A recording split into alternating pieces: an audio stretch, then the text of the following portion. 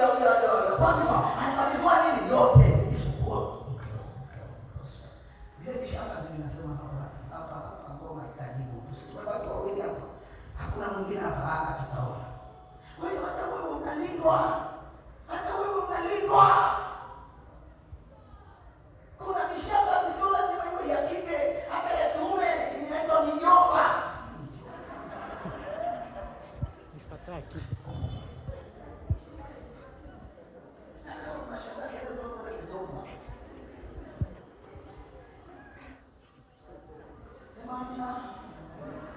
Kwa hiyo tunaona ya kwamba Musa anapata sifa kubwa kwa Mungu kwa ajili ya uaminifu na upole. Mwambie mwenzio, hiyo sifa unaionaje? Mwambie iko kwako. Sifa ya Mungu kubwa sio mtii. Mungu anarudia mtii nani? Sifa ya Mungu kubwa ni uaminifu. Wacha tusome. Kwa hiyo Musa alikuwa sio sawa na Haruni na Miriam. Musa tu ameitwa na Mungu kule juu, wakae kidogo na Mungu, wapeane. Unajua wasikiliza, watu wanasema eti Musa alikwenda kuomba. Nani alikuwa anakuambia? Wapi palikuwa Mungu? Musa alikwenda kuomba. Musa hakwenda kuomba. Ile kufunga na mimi naenda 40 ya kufunga na kuomba. Aliyekwenda kuomba ni Yesu. Musa hakwenda kuomba kule juu. Alikwenda kukaa na Mungu kwa sababu Mungu ni roho na yeye lazima aache kula ili awe rohoni, ili waelewane. Maana watu wa mwili hawawezi kutembea pamoja isipokuwa wamepangana. Mimi siri na wewe Musa na wewe acha kula. 40 zinakutosha. Chakula kisha chote cha kimwili. Kwa hiyo Musa hakwenda kuomba. Labda kama ni kuomba labda ile awamu ya pili. Ya kwenda kuomba toka. Awamu ya kukuta Haruni ameanzisha ibada nyingine. Alafu anataka ile ifananishe na Musa. Anasema sivyo ilivyo watumishi wangu Musa. Kwenu nyinyi sivyo ilivyo.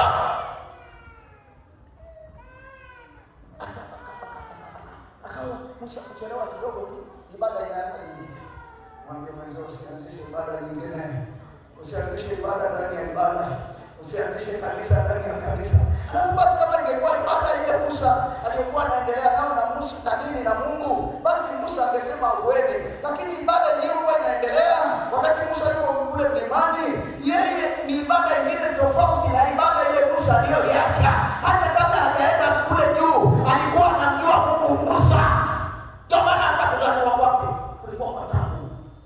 Kipindi kile wazaliwa wa kwanza wote walitakiwa wauawe na wale nini? Wale wazalishaji. Ndio yeye akaenda kutupwa nini huko kwenye mto, akafichwa kwenye nini? Kwenye safina.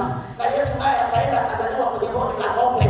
Sababu yeye ni mwokozi wa ulimwengu na Musa ni mwokozi wa taifa la Israeli. Piga makofi na vigelegele. Kwa hiyo watu wa muhimu lazima wapitie adha, lazima wapitie mateso. Ndio unajua kwa huyu mtu sio sawa na mimi.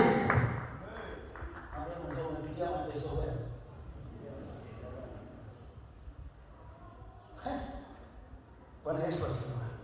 Ndio maana sasa unakuta kwamba uaminifu ni kitu cha muhimu.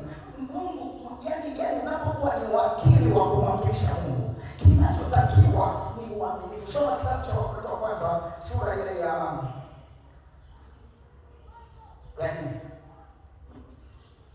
Mstari wa kwanza na wote.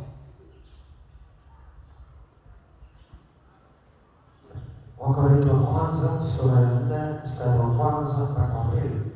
Maandiko yanasema, mtu na atohesabu hivi kuwa tu watumishi wa Kristo na wakili wa siri za Mungu.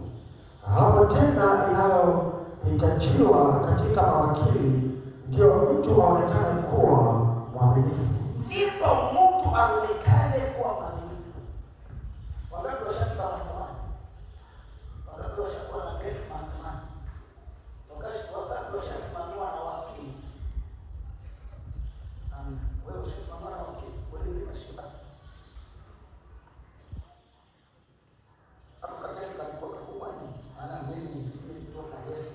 Sina haja ya kutafuta wakili. Na mimi mwenyewe ni wakili zaidi ya wakili. Mimi nilikwambia hivi, viongozi wako wakanicheka. Lakini wakati mkuu yule ni profesa. Nikamwambia hii kesi tunayopishana nayo mngeniachia mimi na huyu jamaa.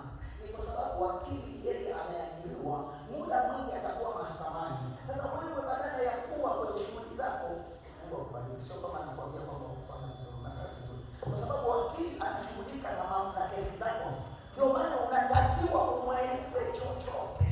Kama ulizini na mke wa mtu, unaweza usimwambie yoyote. Lakini kama hiyo kesi inakukabili, wewe mwambie wakili ndio wakumwambia peke yake. Anakuambia niambie yote. Ulibana wapi? Ulizini hapo chini kwenye sakafu, ulibana kitandani, umweleze. Ulianza kuvua nguo gani, shati au suruali, wakili unamweleza yote. Sema amina. Ndio maana Mungu anatufunulia siri zake zote. Mungu anatufunulia siri zake zote. Ndio maana tunatakiwa tuwe mawakili waaminifu mbele za watu kwa ajili ya siri ya Mungu. Sema amina. Kama wakili ambaye hutakiwi kuficha chochote. Mungu hatufichi chochote. Unajua kama ningekuwa kutamba ni sisi. Wewe ukisimama na Mungu ukiwa mwaminifu, Mungu anakufunulia siri zake zote. Naweza kufunulia kwa Biblia ushafanya moja mbili tatu alafu mimi naweza kuficha tu. Maana mimi ni wakili. Anasita piga madebe.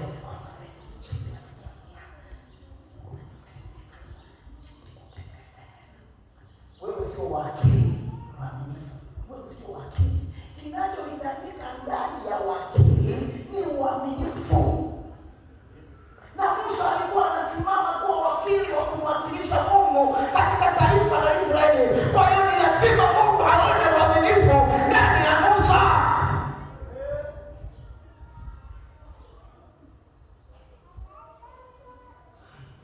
Mwambie mwenzio wewe ndiye Musa wa leo.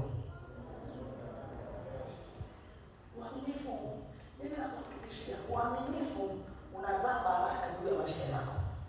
Na usipokuwa mwaminifu ni kwamba hata kama hujadhaniwa utakuwa umejilani kwa sababu ya kukosa uaminifu mbele za Mungu. Na utaomba na kuomba, nena kwa lugha. Kwa hiyo lugha asubuhi tunatufundisha sisi na Mungu. Tunatufundisha neno ambalo limenikamata. Kumbe ndani Roho Mtakatifu ndani ni kwa ajili ya kulijenga mimi na Mungu. Lakini akiwa juu ni kwa ajili ya nguvu ya Mungu nimdhihirishe mbele za watu. Kwa hiyo kuna Roho Mtakatifu ndani na Roho Mtakatifu juu ya akili zako, juu ya mawazo yako, juu ya utashi wako. Sema amina, amina, amina, amina, amina. Juu ya akili zako, akili zinakataa. Mungu anakuambia fanya hivi boni, lakini nakwambia kwani nikifanya hivi? Kwani shetani alikuwa kwenda pale kwenye bustani ile aliwaambia kwani nikifanya hivi unafikiri kuna shida? Lakini je, ndivyo Mungu alivyosema? Kwa hiyo Musa alikuwa mwaminifu. Alikuwa mtii, alikuwa mwaminifu. Maana Mungu sio mtii, Mungu hakuna anayemtii. Tabia ya Mungu anayotaka kwa kwanza ni uaminifu. Alafu mwishowe uje utii. Utii ni wa binadamu. Sema amina. Ndio maana Yesu alipovaa mwili anasema akamkirimia alipokuwa mtii, naam, hata wakati wa msalaba Mungu akamkirimia jina lile lipitalo majina yote. Ukisoma kitabu kile cha Wafilipi sura ya 2, ukisoma kule mstari sijui ni kuanzia wa 5, anasema mwe na nia hiyo iliyokuwa ndani ya Kristo. Bwana Yesu asifiwe. Kwa hiyo Musa akawa ni mwaminifu, akapewa nafasi ya Mungu juu ya taifa la Israeli. Ndio maana ukimgusa Musa, umemgusa Mungu. Anasema mbona vibaya kumtenda mtumishi wangu kwamba yuko 1 2 3. Adhabu ilitolewa haikutolewa. Hivi sasa kwa Mungu anatoa adhabu. Namaliza sana na dakika kasoro namaliza. Mungu anatoa adhabu anatoa. Lakini watu hawafi. Kifo cha Anania na Safira kilitosha. Si ndio? Kifo cha Anania na Safira kifanya nini? Anasema kabisa ni hofu. Nilikuwa haina hofu kuimba. Unacheka.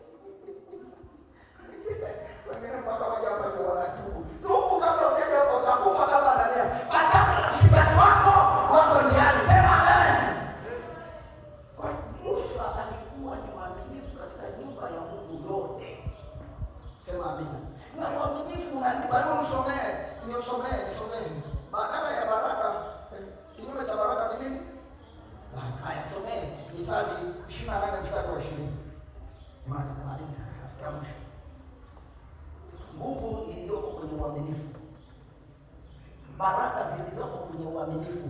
Baraka zilizoko kwenye uaminifu zimeandikwa kwenye Biblia. Kilichoandikwa kimeandikwa. Mithali 28 mstari wa 20, maandiko yanasema mtu mwaminifu atakuwa na baraka tele, lakini afanyaye haraka kuwa tajiri hakosi ataadhibiwa. Unaona, anaanza kwanza, mwaminifu atapata baraka nini? Tele. Lakini mtu anayemogoa kwa sababu eti afanikiwe haraka, haikosi atafanya nini? Adhibiwa. Huyo si mtu ambaye amekosa uaminifu. Eti anasema hii ni 100,000 nimepata milioni 1. Mimi naona bajeti yangu nilipanga mabati, nilipanga sijui kuweka nyumba, milioni 1 imeisha. Ngoja basi nimebaki 50. Mogoe hii laki 50 kanunue misumari. Ni laana. Simama hapo, Mungu atakupa ingine ya misumari. Mtu mwaminifu atapata baraka nini? Kidogo, si ndio? Aliandika hayo ni nani? Si mashahidi ya Sulemani? Si alikuwa mfalme? Si alikuwa ni tajiri mkubwa kuliko matajiri wote duniani? Mpaka leo hakuna mtu amefikia utajiri wa nini wa Sulemani. Hamna. Sijui mo kitu gani. Huyu labda cha mtoto sana pale. Nani? Hamna. Sijui Bill Gates, ni bilionea. Sijui ya kina Trump, hamna. Mtu anayemiliki hela tu vya pale nani? Ya hapo Marekani. Yeye alikuwa dunia nzima inatambua, watakuja na hela, wengine wanakuja na dola, wengine wanakuja na faranga. Yaani yeye hela zote alikuwa nazo. Na Tanzania sijui kama angekuwa nazo, angekuwepo zile. Maana haya yanaitwa madafu. Lakini naipenda Tanzania. Naipenda Tanzania kuliko. Kwa hiyo maana yake ni nini? Maana yake ni mtu mwaminifu anapata baraka. Hakusema baraka tu. Alafu wengine mnaitwa baraka. Muwe waaminifu basi mpate hizo baraka. Ili majina apelekane na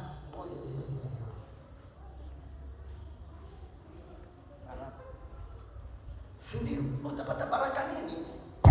Na mimi kama ningeitwa baraka ningekangana mpaka hiyo inaliwe hivyo. Lakini nafikiri sasa hivi hapa alikuja kutoka Lindi akiwa amechoka, lakini wewe na kipara kinakubali sasa.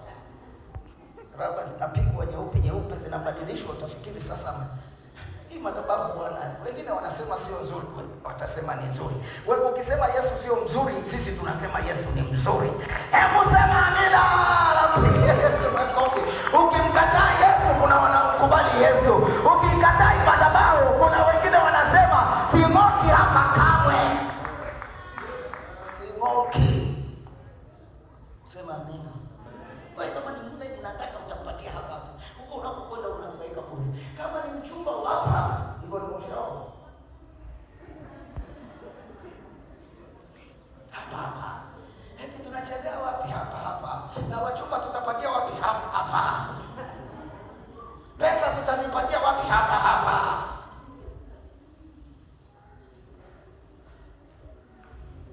Amen. Hata kama unauza, usiuze tu sigara.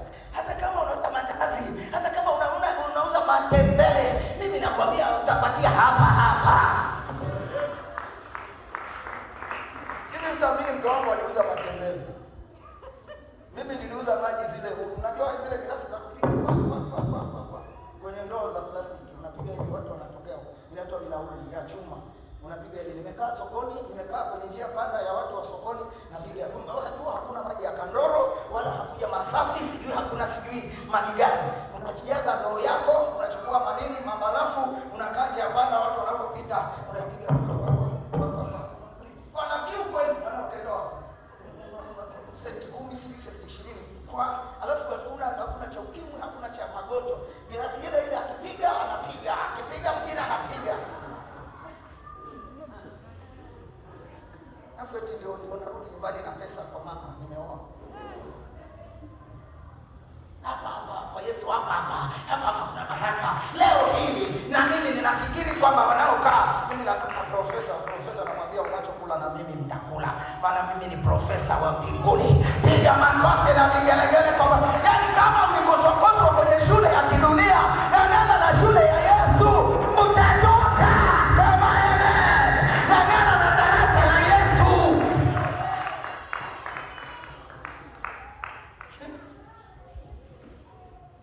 Musa na kigugumizi chake. Mungu anamwambia Musa, Mungu niachie hii nafasi, na iachie, ambiwa huiachie. Maana nikimpa Haruni si mwaminifu, nikimpa fulani si mwaminifu. Sikilize, hata kama utakuwa kwenye kiongozi anateremsha maji huku, lakini kama ni mwaminifu, yeye anafaa mbele za Mungu. Hata kama una Kiingereza kizuri, lakini kama si mwaminifu kwa Bwana, Kiingereza chako ni bure. Hata kama unanena kwa lugha ya mbinguni, kama sio mwaminifu ni bure. Sema amen. Kuna sifa ya Mungu. Sema amen. Okay, maliza na mstari wetu. Hebu tusome Zaburi. Sifa za mtu mwaminifu.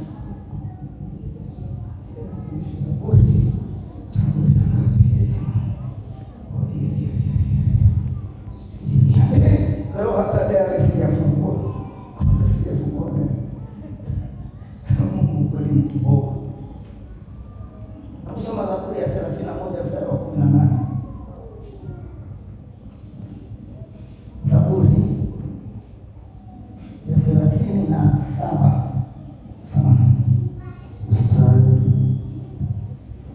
mstari wa 18.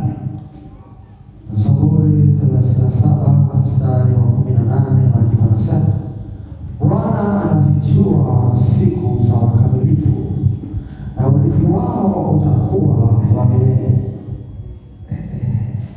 Sio huko Bwana, sio huko, sio huko. Kuna mahali pengine napopatafuta kuhusu uaminifu. Nataka niunganishe na Sulemani anavyosema mtu mwaminifu atapata baraka tele. Na huyu naye ni Zaburi ya 37. Umesoma mstari gani? Nimekuambia 18 nasema, Bwana anazijua siku za wakamilifu. Jamani, sio. Ngoja nisome mwenyewe, muda unaniishi. Amen. Anasema Zaburi ya 37 mstari wa 18. Anasema Bwana huwatunza waaminifu, na urithi wao utakuwa wa milele. Jamani, mtu mwingine asome labda Biblia yako 37 mstari wa Biblia tofauti tu.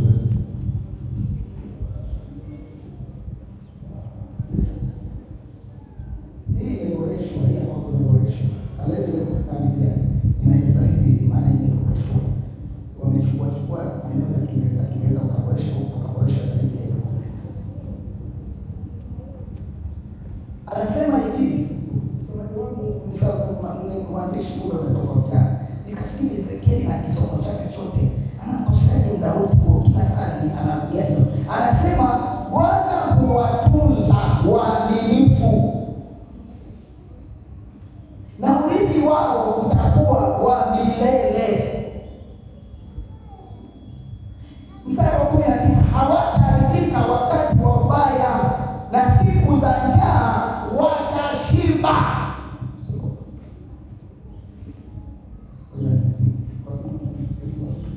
Sio kama umechatiwa Biblia ya baba nini?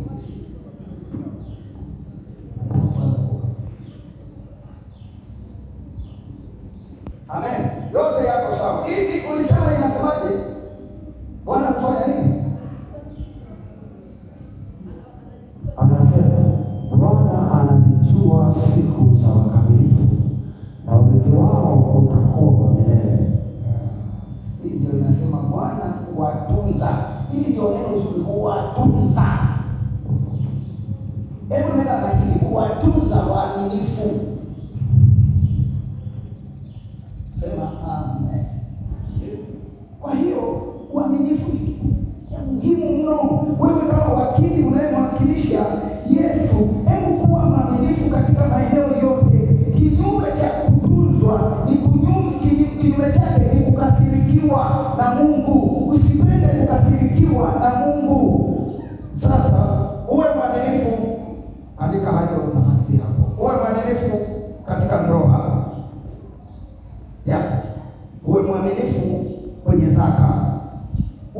mwaminifu kwenye muda. Nimekwenda haraka.